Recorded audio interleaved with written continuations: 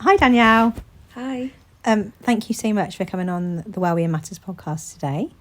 I really appreciate it. So I put a video out the other day just explaining a little bit about why I've done this podcast. So I'm going to do bits on there, talk about things I want to talk about. And I really want to put women on there and do a real celebration of women that are just doing amazing things in Swindon. So we've done 2 so far, and I've got another, I think 6 or 7 women lined up to come on. Amazing. So just a real celebration of what you're doing and why you're doing it, and maybe a bit of your backstory. And I think you are a real definition of somebody that's doing amazing work in Swindon. So I just want you to come on and talk about kind of what's been going on with you recently, and I know you've had a busy week this week. Yes. Okay. So this week I've been meeting with Swindon Borough Council, and I met with Heidi the MP, and I met with the head of education to discuss home educated children, children that can't access education either because they've been excluded, because they have EBSA, emotionally based school absence. Yeah. It's avoidance, but I like to say absence. I think it's good to have Yeah. Or they might have been taken out of school by their parents for safety reasons, or in my case with my youngest son, he left primary school and his ECHP stated that he could access mainstream for secondary. Okay. Which I didn't agree with, and anybody that knows my son wouldn't agree with either. So it's not safe for me to send him to a mainstream secondary school, but that was the only options given to us. Yeah. So I had to keep him home. His older brother I removed from school because he had a severe decline in mental health around school. They're both autistic. They both found school tricky. And when you see your kids kind of crumbling in that way, you're going to do whatever you can. So I felt like I was forced to home educate them, as in there were no other safe options. Yeah. But I have to record them as elective home educated.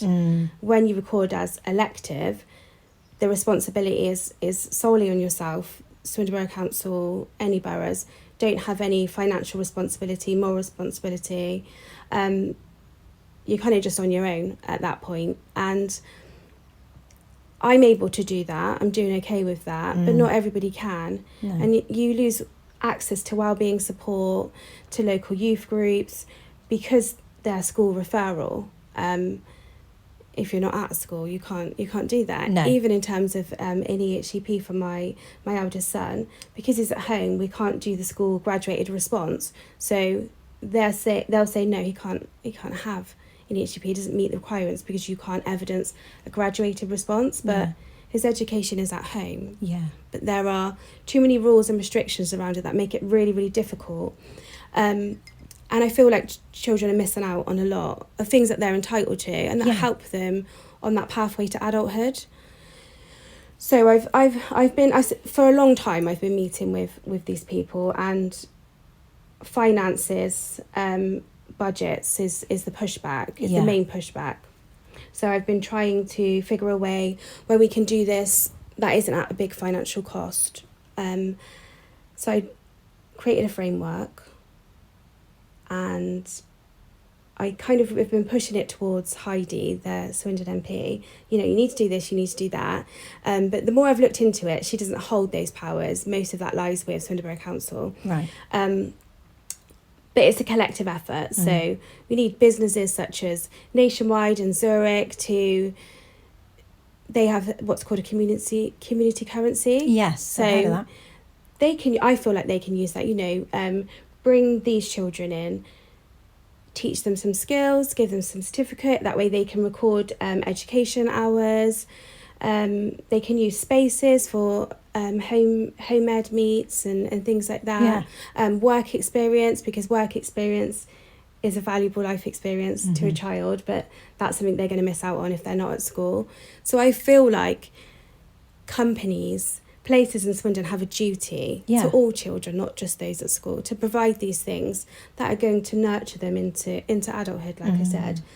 So there's GPs as well. GPs have been struggling with that sector. So I turned to my GP for help and said, my children have been through a traumatic time. They could do with some wellbeing support. There are groups that they could access, but the pathway is education. You have to be school referred. They're not in school. So one really lovely lady at Kingswood Surgery, one of the GPs, she has been consistently ringing around and contacting loads of places and just, there's these children and this is the ages and this is what's happening. Wow. And she's been so upset at the fact she isn't able to provide anything for them. And it's not her fault, it's just those are the rules that are in place at the moment. But they haven't done anything to deserve not being able to receive this help. Yeah. And not everyone can facilitate that for them. And these are really bright children. There are many, many bright children that are not in school at the moment. And if we can nurture their interest, their intelligence, they can go on to have amazing careers and amazing futures. Absolutely. But there is also the worry that if you don't, and coming out of such a traumatic environment where some children do feel worthless is a strong word, but they can feel like that. You've been made to feel like you're not smart, or you can't survive in this environment when all these other children can. It's a self-esteem, isn't it? Yeah. Low self-esteem is impacted. Definitely. So to be left in that kind of state, and then there's no support after, or there's no education delivered by anyone other than the parent, is quite sad, and that can have an effect. Of course it can. So I believe we all need to come together. Yeah. Everyone can do something, whether you might own a cafe and you can free up some space at small or no cost for some home education meets, and there are places that do it. We just need more. There are businesses that can offer work experience. I've suggested, when I was younger, the mayor did awards, right? So you would help out in your community and you'd get this certificate, and it's like and I used to live for that. I used to absolutely love that. And that was really good for my self-esteem. And I felt part of my community. And that's something that I've held on to. And I've always tried to be strong in the community. And that came from being a child. And the mayor saying, you're doing really good work here. And I always wanted to achieve those things. Lovely. So I feel like those things can, that's not at cost to anybody apart from printing a certificate. So they can do things like that. There are a lot of people with education backgrounds that might not necessarily be in education at the moment. Maybe morally they've left, or funding was cut. They can offer great insight into what these children are experiencing and how schools manage it and what can be changed. So my framework was suggesting that lots of people come together as a task force, hold a meeting, co-develop a framework that fits for these children, and it's going to be a collective effort. So that finally we can change the direction of where it's going, because it's not in a good spot at the moment. No. So that's what I've been doing. That's amazing. And it's been successful. It's been good. I've had a lot of people reach out to me, which I find quite overwhelming. Just the influx of messages, but also what I've asked them to message, to pass on their email, so that I can, gather everybody together. But with those messages has come stories that I feel like I need to hold space for, because that's someone's experience, or that's their child experience, or that's their education experience. And it's so disheartening to read. I know the situation is bad. I know it is. And I know that's bad from speaking to families and speaking to children. But when it comes from the people that work in these sectors or were part of it, then this is real, and people are leaving their jobs because of how bad it is. So there are people there's NHS staff, there's teachers, there's law enforcement, there's all sorts of people that are saying, yes, we want to be part of this co-developing framework. We need things to change. That's amazing, because I was going to ask you that. I know you probably wouldn't have read every single message you've got so far, but whether it was predominantly parents contacting you, but if you've getting a broad range of people coming in, then that uplifts you, that you've got that support, which is quite good. So the form that they fill out, it's just a short form, but there's a selection of which sector do you come from. Yeah. And then through the forms, I've created a pie chart. Right. So every time one's selected, so I've got this pie chart, and most of it at the moment is education. Yeah. So I did expect most of it to be parents with lived experience, or parents, which there is a large number of that, but it's there's some from LA, from the local authorities. There's a whole range, which is great, because then it's not going to be biased. It's not going to be one-sided. It's going to be great in my eyes. It's going to be great. So I needed the leaders, I guess, of Swindon to be on board with this. I did send out the email to everybody. None of them replied. I'm only talking 24 hours later. Yeah. But the Facebook response was huge. Yeah. And it's driven me even more, because I feel like there's an army, kind of. There's a whole army of us now. And it's not just parents, it's everyone. Because if there is any pushback of, well, no, we don't do that. There are people that sit within local authority that want to be part of this, that have messaged me, that will say, well, that does happen because I worked there and I saw that with my own eyes.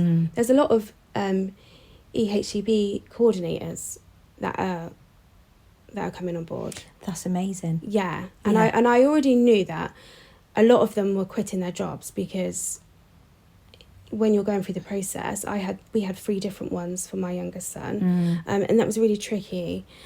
But when you find out why they've left, it makes sense. Yeah. They have to hear these children struggle. They have to go back to the LA, who are then not fulfilling their duty, and I guess the middleman of that is getting the brunt of it, and there's nothing they can do. And usually you're in those jobs and those spaces because you want to make a difference and because you care. So when your hands are tied, that's really difficult. Yeah, that's disheartening every day. It really is. Yeah. I found that I worked in a school, and I had to leave for those reasons. I having that further insight of what goes on, and seeing the children that are struggling, and recognising those children, and not being able to, at my level, do anything about it. Yes, I resonate with that. Yeah, definitely. And I mentioned before this, I'm quite avoidant, so if things are not working out, I'm kind of like, nope. But with this, I feel like I can, with everybody else, make a difference. Yeah. And I have the drive and passion, and I have my own experience to push that forward as well. So yeah, that's been this week. Didn't start this week, but that's been. But yeah, this is where it's led you to. Yeah, absolutely. Yeah, no, and it's a year in the making. Did you say? Yeah, it's over a year now. Yeah, that's just absolutely just amazing. Yeah, you should be so proud of yourself. But like you say, if you've got the backing, that's what drives you, isn't it? It's like, okay, this is my idea. This is what I think should happen. And then suddenly you've got this whole force of people behind that going, yeah.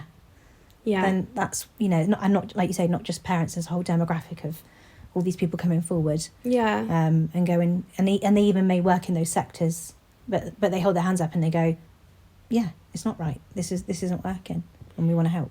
Which I found quite shocking, because that's not usually the response.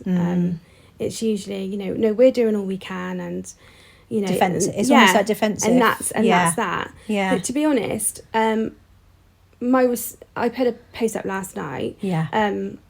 About the meeting, and I did point out that I can see that they care. Yeah. And I had a meeting last year in December, so not so long ago, as a member of PAY. So that's parents advocating for change and equity. So not equality, it's equity. And we had a meeting, and it was very emotional, and it was quite big people in that meeting, and then it was us parents, and we definitely got across how bad the situation was.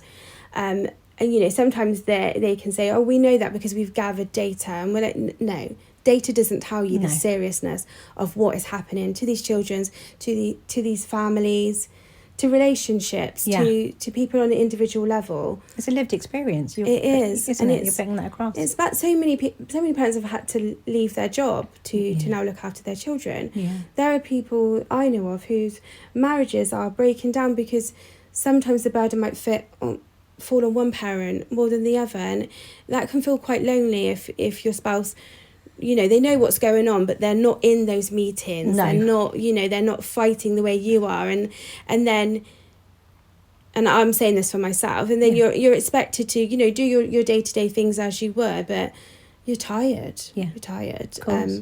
And then there's the children. There are children that I'm supporting at the moment. There are a lot of children that I'm supporting that are really, you know, suicide ideation. And I don't just mean they've said, you know, I want to do this because I don't want to go to school. It's on a really deep level, and it's really scary. Yeah. And these are young children, and that shouldn't be. No. It shouldn't be. But they can't see a way out of that, so that's how they feel, isn't it? No, So, they can't. And I know that Swindon at the moment, well, for a quite long time, has the highest number of home educated children. Really? Yeah. So we and excluded children, and I brought this up, and this was confirmed again in the meeting yesterday.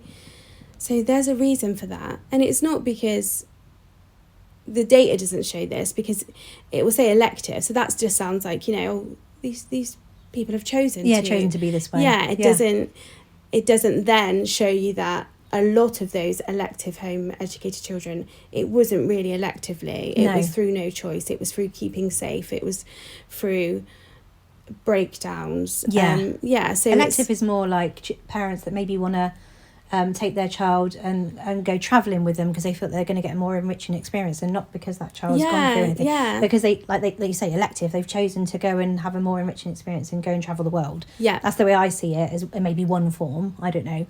Yeah. But yeah, that's the wrong terminology, isn't it? Yeah, which is something I speak about in the framework as well, is that you need to have a different word for this, because then the data isn't accurate, because the data won't show you the differences between these. Yeah. So data to me, it's just a lie. And also these are real lives and real children. Yeah. They're not statistics. They're not figures and numbers and costs. They're real children. And if we don't do something, we are changing the outcomes of so many different young people. Their life and their pathways could be so much more enriched and positive, and but we're kind of setting them up to fail a little bit. And I say we because I feel like it's a collective effort. I feel like the whole town should be involved. Yeah. You might not have a children with SEND. You might not have a child who is excluded from school. You might not know anybody. That doesn't make it not your duty. Yeah. Because we're the adults. Yeah. It is our duty. And I feel like the more conversations we have, the more it becomes apparent, the more, you know, Swindon is a big community town. Yeah. We stick together. If people are in need, we are there. And that's what I love about this town. Yeah. People need to lean into it and just not turn their heads away. Yeah. I feel like they just might not necessarily know how serious it is. And that's fine, but we can educate on that, can't we? Yeah. Talk about it. And that's why I wanted you here today, so that, you know, people aren't seeing the amazing work you're doing. They're not reading your posts on Facebook, but they might want to come and listen to our podcast and really, hear what's going on. So I think it is really, really important. I appreciate that. No, it's good. So tell me a little bit about, you said about supporting families and advocating, you know, for the processes that families are going through. So tell me a bit about. So at the moment, for quite a while now, I've been supporting families, as in I will sit in school meetings with them as a representative, as an advocate. I will rewrite EHCPs for them, because the first draft is awful most of the time. Yeah, the wording, isn't it? Stupid, like the wording. Sometimes they're really, you have to be careful, because you could read something and go, oh yes, but it's the way they've worded it. Yes, which is very tactical and very, if you ask your coordinator to change it, they will change it. Yeah. So it's not a hard process, but it's just, you need to know that in the first place. Yeah. So if you have an EHCP and it says may require or should have, that sounds good, but it's not. It has to say will have. Yeah. Otherwise, that's the school's choice whether they, you know, it says he could do with this, so, you know, he could do with it, but we decided he doesn't. If it says will have, that's completely different, rather than loosely. It's things like that are so small but make a massive difference. And I think a parent could miss that, because, you know, it's the whole process is emotive. So if they've got to sit there frazzled at one evening looking through something, they might approve something, whereas with yourself, looking at it from an outsider objectively, you've got that time to look at it and go, hang on a minute, and that's what And that's invaluable, because parents going into meetings, sometimes they don't know what they're going into, and if they haven't got somebody advocating, it's really scary, because the intimidating as well. Yes, it is, and the emotive side of it will take over, and then I've seen it. I've been in meetings before, and I can see, and then they forget what they want to say. They come out, they haven't said everything they want to say. They might obviously get very emotional in there, and then of course you just feel railroaded. Oh, absolutely.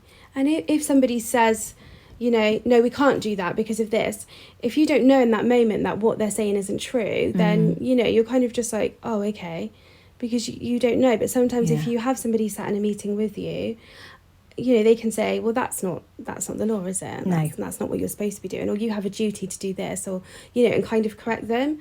I'm autistic and I have ADHD, and my hyper focus is everything around SEND, everything around laws and legislations, and because that's my special interest, if you will, I managed to retain that information, and I can recite, all the time. I'll be somewhere and I'll say, well, under section so-and-so of so-and-so, that's your legal duty, or you're not supposed to. So I think that always works in meetings and tribunals. Tribunals is a thing as well that I tend, and that's a very triggering process, because you have a parent there who is likely burnt out, exhausted. If you've got to tribunal, that means you've already had lots of fights and lots of back and forth and appeals and whatnot before you've got to this point. So you're already, at the end of your tether, if you will.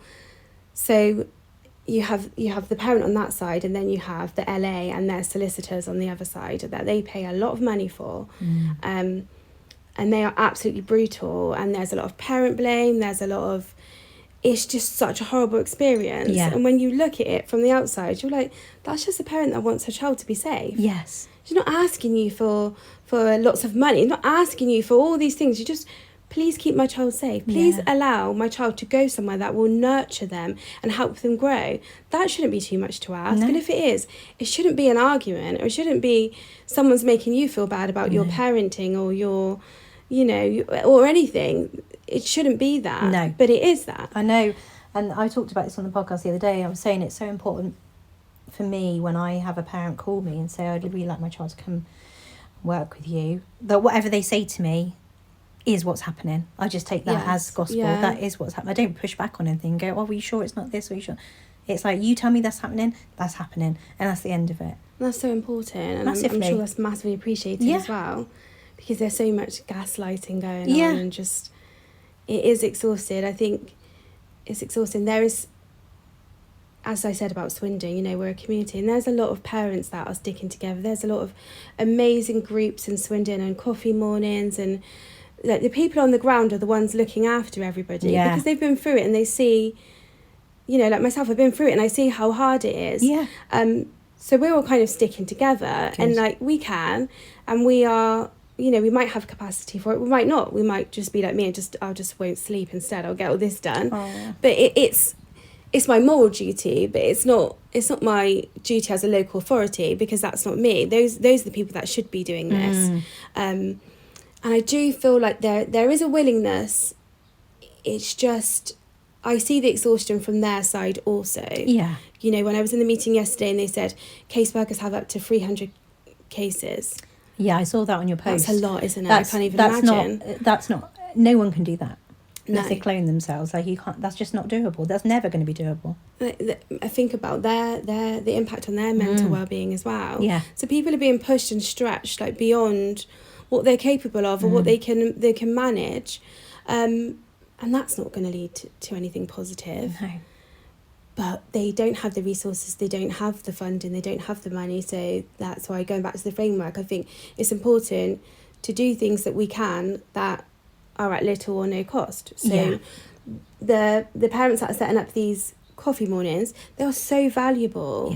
Yeah. You've got SEND Families Voice, you've got SEND Community Connected, which is like, again, an amazing space and a massive support system for parents. You've got all these things that they can get behind. We can just help you or put a little bit of money into that pot or give you. I mean, when Jen sets up events, she has to pay for those out of her own money. She's paying for that. Yeah.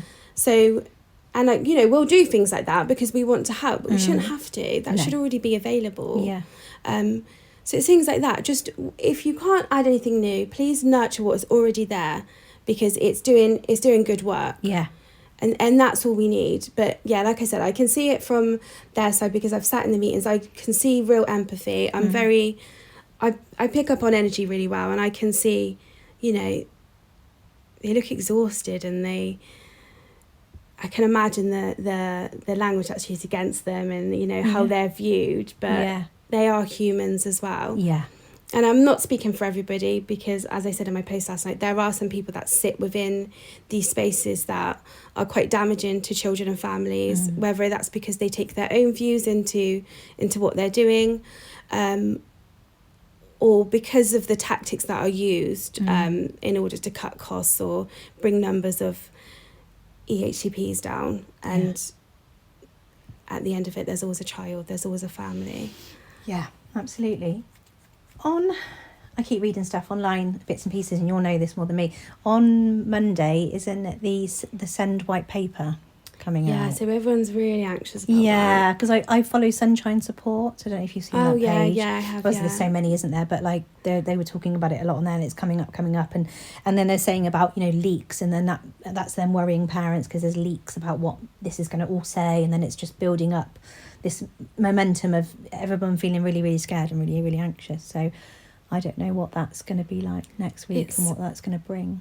It's hard to think that we're already in such a bad place, if you will, it's a crisis. We're in a send crisis. So if we're all working really hard to try and help this, and then we've got these changes come in that a lot of it may not be positive, it's like we're already exhausted, we're already doing our best with what we have. Don't chuck anything else on top. Yeah. And there may be positive things that there will be positive things, but they're going to take time to implement. Yeah. It's conversations at the minute. It's not going to be here and now. No. My worry is that local authorities will say, well, no, because the white paper's come out and this is happening, but it's not happening now. Don't then feel like you don't have a duty, because eventually something down the line 5 years in the making, whatever. And I know there's a lot of, I've spoken a lot today about funding. So the leaks were saying, you know, funding being cut in places where it's really needed. So it's like, if we don't already have it here, what's going to happen? Yeah. In the meeting yesterday, in Swindon particularly, there is, you know, the specialist settings, they're at capacity. So children can't go there, because if you're pushing them into overcapacity, you're then changing the direction of that school and the staff and the children. So I understand that. So, you know, well, we need more specialist settings then. There's one in the pipeline. Projection is 4 or 5 years. So that's irrelevant for the next 4 or 5 years, because so that means that's the only school that's specialist setting that's going to be built in plans at the moment, and that's already 5 years down the line. So there is no change in terms of the specialist settings. Yeah. So their idea is to make mainstreams more inclusive. Sounds great, but whose idea of inclusivity are we leading from? Yeah. Because Heidi pointed out, she went to a class that was set up as an inclusive space, and she said it didn't feel like that. And I feel like I remember seeing a photo, and I agree with that. And I think the I think it was the Board of Education, Department for Education, had shared a similar post. You know, this is what we're doing, mainstream schools, and had set up a classroom, and there was thousands of comments, and they were just like, what was inclusive about this? This looks like, you know, your standard boardroom, sit down, look at the board kind of classroom, which, you know, that doesn't work for all children. So it's these ideas that they feel are positive. Yeah.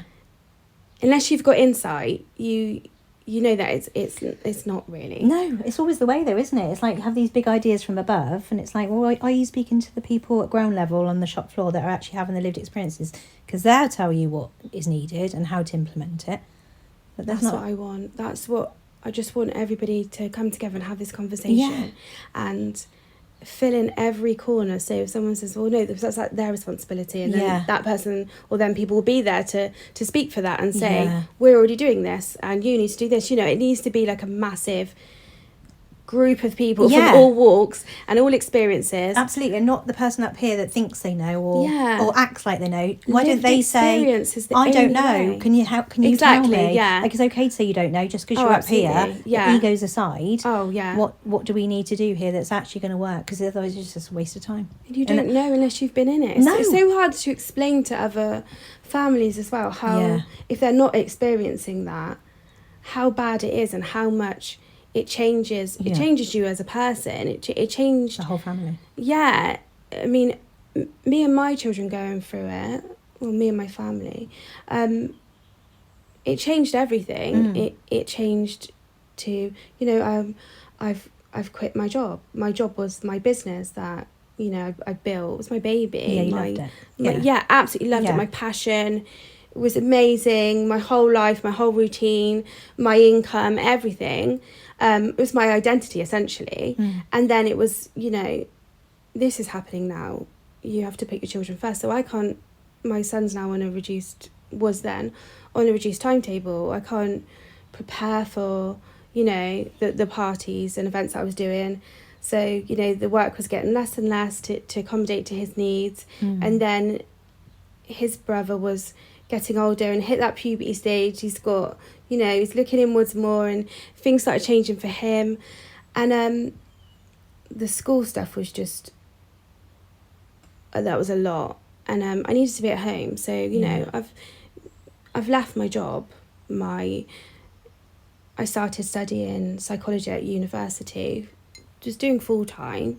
But then now, because they're both home, I'm still doing it, but I'm doing it part-time. So there's a lot of sacrifice. And with sacrifice, it's not easy. It doesn't mean, oh no, I'm just going to leave my job so I'm fine now and everyone's fine.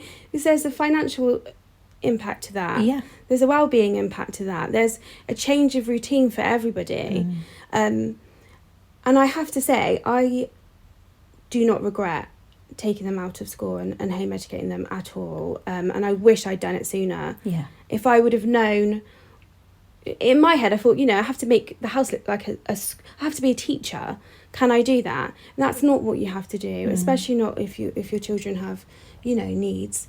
So if I would have known that, maybe this would have happened sooner and I could have saved them all the trauma that they went through, because it's taken over a year just to, kind of unschool them and, get around everything that they were. So I did get it wrong at the start, because I had, this is our timetable and this is this. And I thought, oh my gosh, they have so much trauma around school, and I've made home, their safe space, look like school. And I'm acting like, the people that they might have been afraid of. So it was, it was very rocky at the start to find our balance. And now... Imagine. And we always, I don't know why I didn't with this, because we're always quite child-led anyway. So now it's like, let's follow your interests. Yeah. My eldest son, he's 15, he speaks 5 different languages. Oh my God. He is so smart. I can just about speak English. They both are. Honestly, he's so smart, but you're not learning Russian in school. So, that might not, we're learning Spanish. And he's just like, yeah, it's easy for me, but I can do it. Yeah. I can do it. So he creates computer games. So wow, I was about to explain it, but I have no idea how he does it. But he creates computer games. He's also got he can create 2D. He can create 3D, 2D ones. When we were younger, the games we used to play, and people absolutely love it, and it's nostalgic, and people pay for his games. Wow. Yeah, so online, and he creates, he's amazing. He can program, decode, he just does everything. Yeah. He's really good at animating.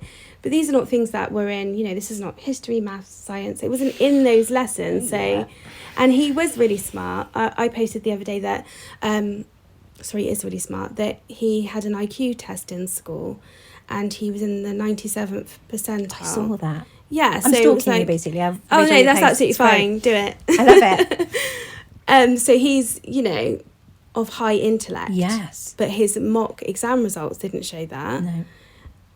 But that's because the classroom, the sensory demands, his visual impairment, a lot going on in school. But it's so on paper, it's if he didn't have that IQ test, say, on paper, it's this child is a bit, he's a bit behind. He's not doing very well. No, that's not true. He's just not doing very well in that set curriculum. Yeah. But, you know, his career, he wants to work with computers, he wants to do engineering, you know, things like that. Gosh, yeah.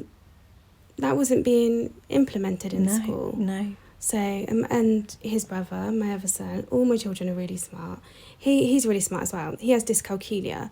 So, you know, I guess like dyslexia, but for numbers. Yes. So he always had a really hard time in school because he was 3 or 4 years behind everybody else with maths.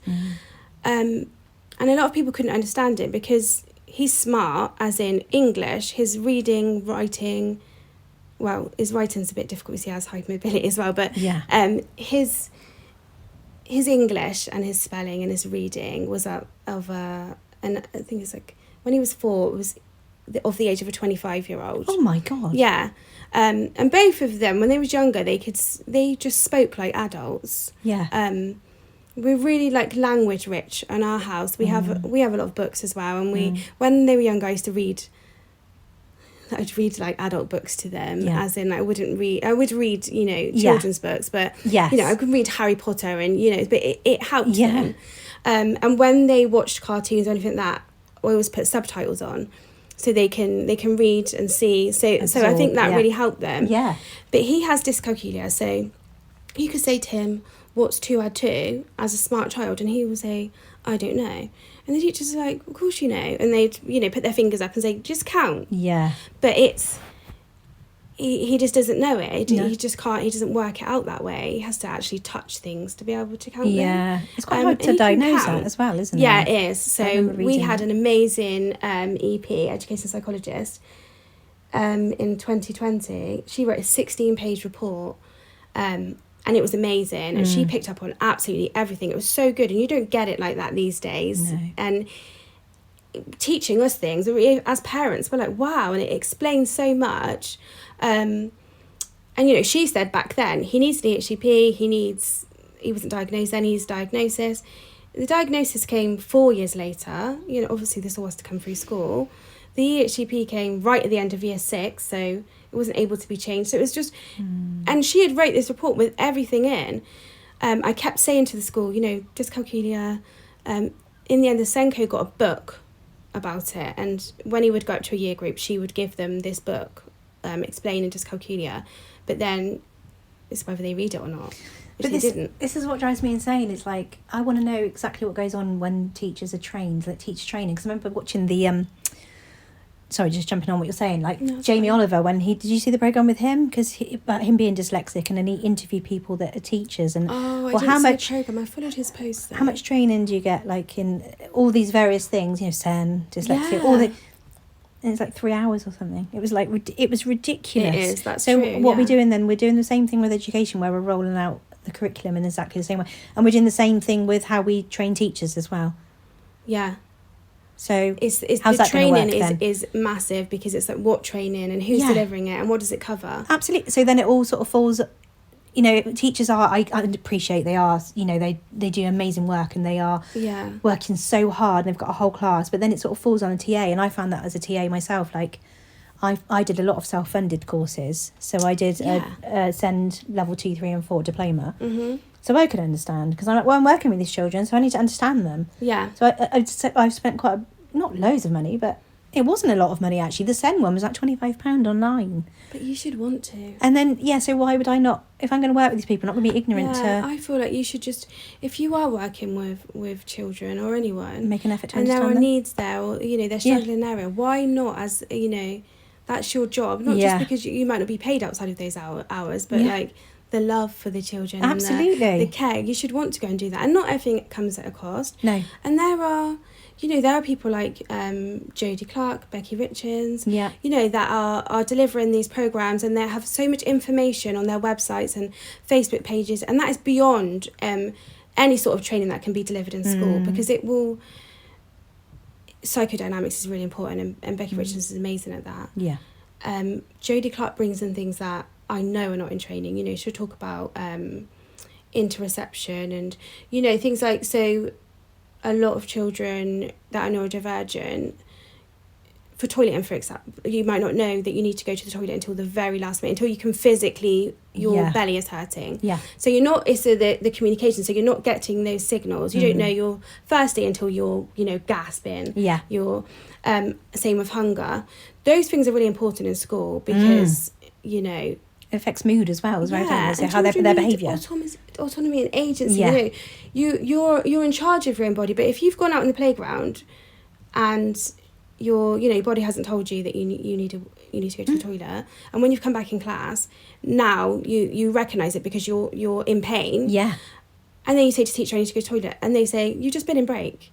Or you should have gone. Yeah, you should have gone. Yeah, so you in can that wait window. now until the next break. Yeah. Then those children are holding that in. Yeah. And that's it, it causes infections. It also is, that changes outcomes later on in life as well, because you need to listen to your body and your intuition. That's so important. You need to know when things are wrong. You can't override your body's signals. You can't just say, no, I'm going to mask that. You shouldn't be doing that. You shouldn't teach children to do that. Damaging. It's damaging. You're not going to get that in school training though, are you? No. So. But this is the problem. So then there we sit doing the same things we always do, but they're not working. Yeah. And it's also being able to spot when children might have needs. They might not have a diagnosis, but it's being able to spot that and, what that looks like. Is that, do they have sensory seeking behaviours? Are they sensory avoiding? Are they covering their hands or are they, a bit too rough in the playground because they want that sensory input? Yeah. Because then it's like, if you recognise that, you can sort of make, you can make minor adjustments to accommodate that rather than that kid's in trouble now because he's done this. Don't have punishment, have restorative care, things like that. So let's have a conversation once you're it's so you're important. calm, and then what do you need? That looks difficult for you. Yeah. I can see you're struggling. What do you need? And then the conversations around that. Yeah, it's conversations and it's awareness and it's learning and just accepting the world is changing, needs are different, they're more apparent, or there's people will say, oh, there's so many people with, everyone's got autism these days. I hear that all the time. And it's like, there are a lot of adults, diagnosed or undiagnosed, and then those adults have gone on to have multiple children. I was explaining this to my husband earlier because I pointed out a cat who's black and white, and I said, say if there was like 4 black and white cats, but all the other cats were all different colours. There's only 4 black and white cats in, 1980. There's only 4 black and white cats. And then fast forward to 2026 now, there are loads of black cats. And everyone's like, oh, there's loads of black and white cats these days. That's because those 4 black and white cats had black and white kittens. Yes. And then those kittens grew up and had black and white kittens. That's a really good way to explain it. I like that. Yeah. There's a lot of people. I was a neurodivergent child. I've grown up. I've had neurodivergent children. So there was one of me. There's now 4 of us. Yeah. And they'll go on to have children maybe. Yeah. And then it keeps going like that. So, it's not that hard to understand. No. I know the pandemic gets blamed for a lot of things. And I understand in a way because there are some people that, genetically will carry certain conditions or certain neurodivergent trait. Some people can carry that genetically but can go through their life managing.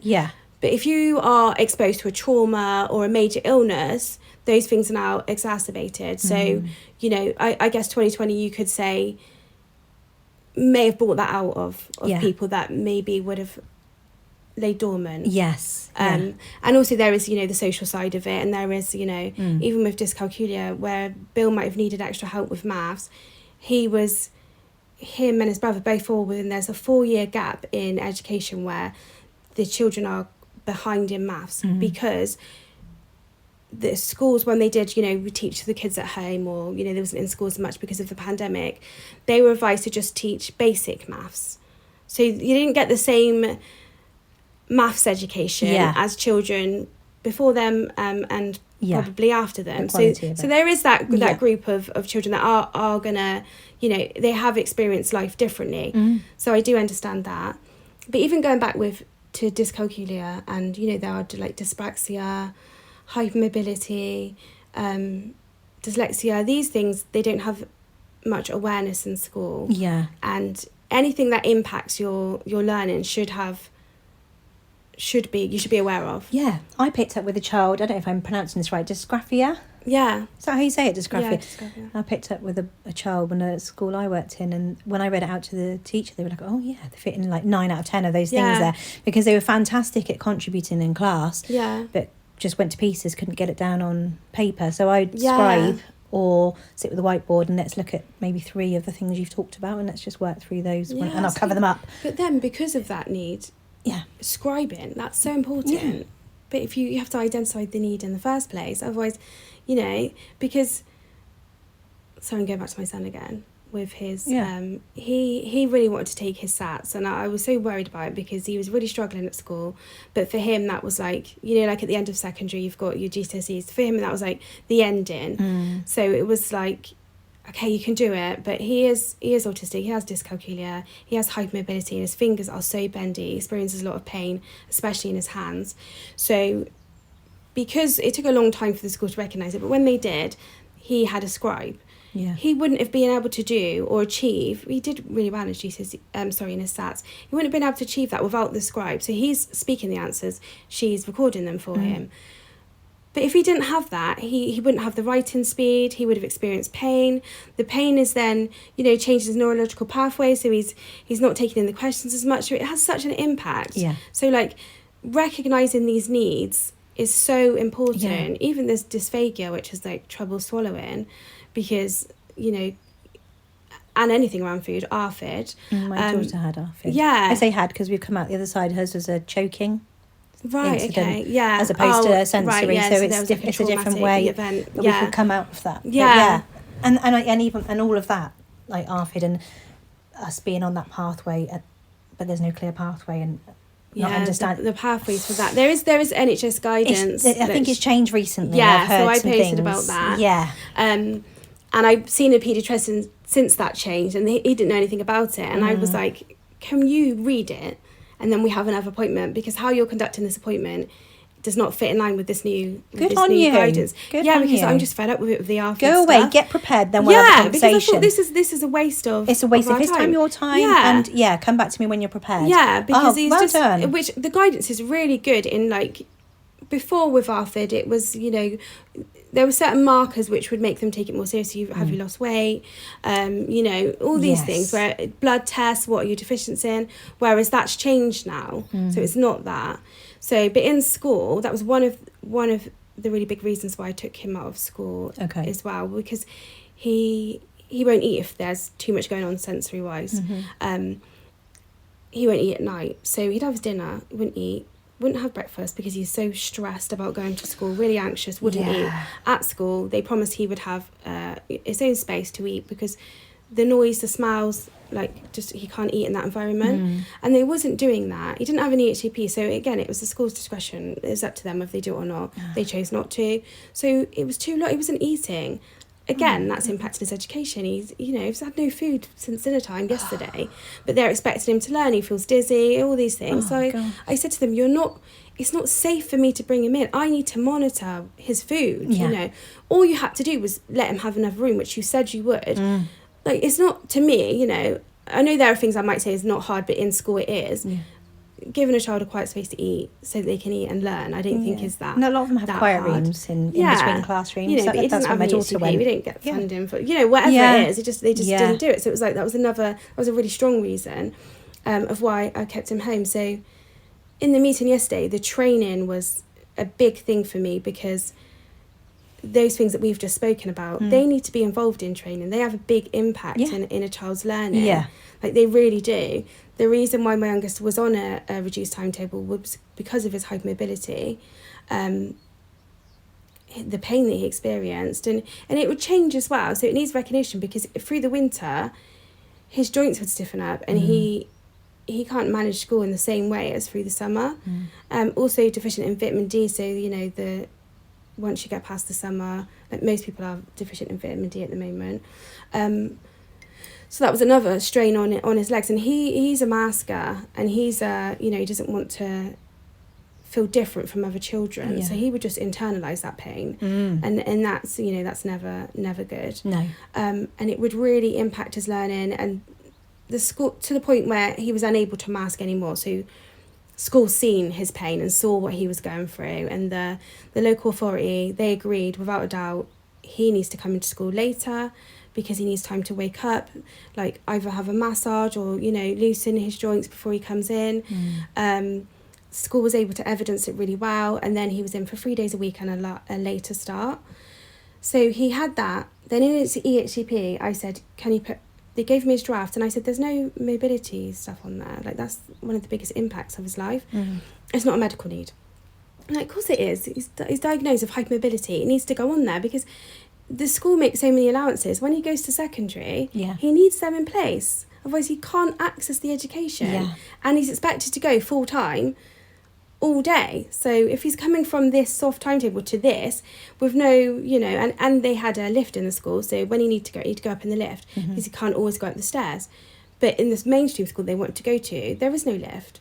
So those times when he can't get up the stairs, what can he do? Exactly. So I was kind of arguing about it, and that no, it's not medical need. In the end, I had a letter that was his old autism diagnosis, which on his autism diagnosis letter, it would say a list of his needs. So it said sensory processing difficulties, autism, hypermobility, SEMH. Then I had this updated letter after battling for the HCP, and they'd taken away the hypermobility diagnosis, and they instead said autism with bendy legs. Right, so that's what they said. With bendy legs. So I was like, what's happened here? And why have you done this? I just couldn't believe it. Yeah. So I was like trying to find answers. And in the end they said, he just has bendy legs because he's autistic. And I'm like, he's got bendy everything and he's got pain. He's been diagnosed with chronic pain. He's had years of hospital appointments and physio and hydrotherapy and all this sort. Yeah. But now if you read it, you're not going to know that. You're just going to say, oh, he's got bendy legs. Yeah. Why do we need to do anything in school about that? So I argued, and I like, there was so much pushback, and like the paediatrician that reclassified it sits on the panel. So when I'm arguing and pushing it back to panel, it's going to her. So obviously she's like, nope.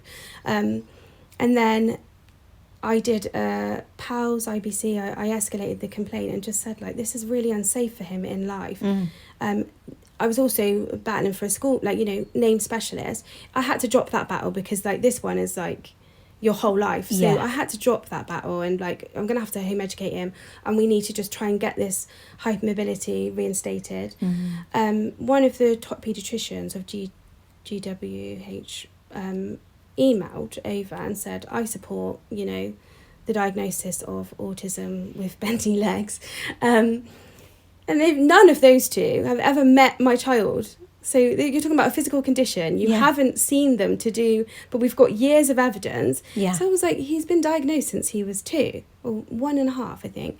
And then in the end, they come back and said that was with a junior doctor. So we're striking that off. So every time I fought for something, they was just taking more away from me. Gosh. And it was the most devastating time. But it was more the injustice of it all, you know.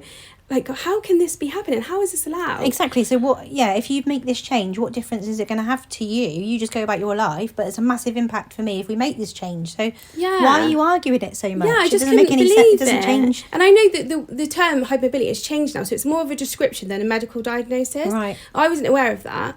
But just nobody explained that to me. Nobody said anything like that to me. Went to his physio and told her what had happened, and she was so devastated. She just couldn't believe it. Yeah. And she said, I sit under them, but she said, I will try my best though, and I will write a report and you know, say what's going on. But she said to me, but whilst we're here, she said, oh, you're not going to see this, but she said, you know when you put your thumb towards your wrist, she said, can you do that? So I did that, and I said, yes, I can do that. And she said, right, then you're hypermobile.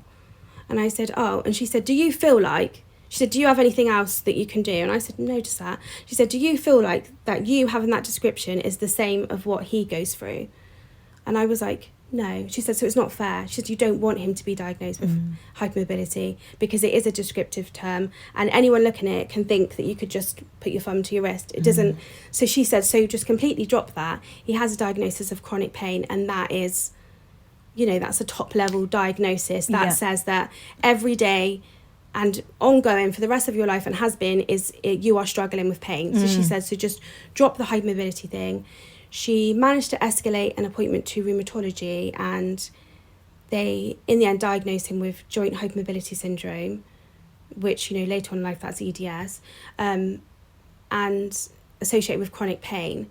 She also went on record to say that that was absolutely disgraceful that anyone could say that bendy legs, like she said, that's not. I'm glad she used that word. It is disgraceful. Yeah, she said that's not. She said it will change. It will make it worse because of him being autistic and having sensory processing differences. That means the pain is harder to manage, but the pain doesn't come from that. It just makes it harder. So luckily, we ended up getting a better diagnosis than what he already had. So in the end, it worked out well, but that wasn't their intention. Their intention was they just didn't want to put it on as EHCP because that would have meant that he could have gone to specialists, which what they was arguing with. Yeah. So it's just you just need to you need to know about these things. Yeah. You need to know, and you might feel like I feel like anyone that's got a child with a diagnosis of hypermobility, but they feel like it's more than that. If your child has bladder issues, if they have skin issues, maybe dental problems, that fits within this profile. You want more than just hypermobility. You want it to get escalated to rheumatology, because he's now receiving specialist physio, paediatrician, specialist pain management, physio. Wow. Because they said, there's such a psychological impact of chronic pain. This is in Oxford, and he's going to this pain rehab clinic. Wow. And he's getting all these things because he's got a proper diagnosis. Everything now. he deserves as well. Yeah. But you just we had to fight so hard for that. Too many things. Yeah, and it just shouldn't be like that. So, no. So bringing everything together, conversations, awareness, these meetings, these bringing everyone together, it all fits with making things better, because then we can all learn about these different diagnoses. We can learn about different comorbidities, different training, and that's what we need. We can create this great program where everyone can bring in all these expertise. You can have your Becky Richards and your Jodie Clarks and your all these people, and create something magical. And then if the LA wants to be part of it, great. If they don't, we're still doing it. Absolutely. I love it. Thank you, Danielle. Thank you. I really appreciate your time. So we'll finish there. Thank you. Thank you.